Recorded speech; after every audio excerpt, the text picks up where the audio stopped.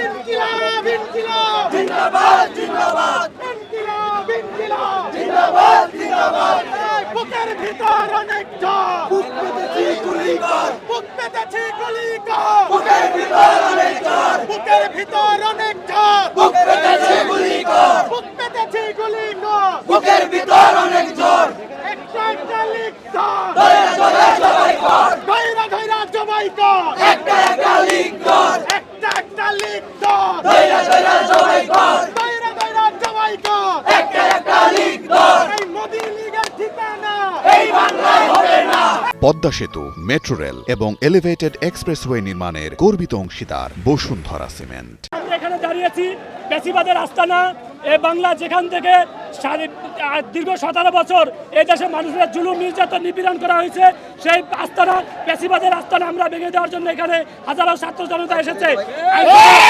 আইনশৃঙ্খলা বাহিনীর সাথে আমাদের কোনো সংঘর্ষ বা কোনো মারামারি কোনো কিছু করার প্রয়োজন নাই।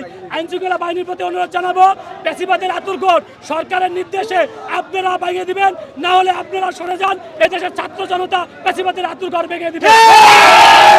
আপনাদের সাথে আপনারা কতন পর্বত, টিয়ার সেল সহ অনেক কিছু মারেন, এগুলো আপনারা মারবেন না।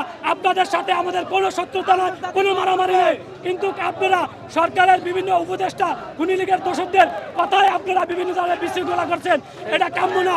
আপনারা সেনাবাহিনী সহ আইনশৃঙ্খলা বাহিনীর যারা দায়িত্বে আছেন তাদের প্রতি আমার অনুরোধ, আপনারা আমাদেরকে সহযোগিতা করেন, জনগণের পক্ষে থাকেন, জনগণের পক্ষে আপনারা থাকেন।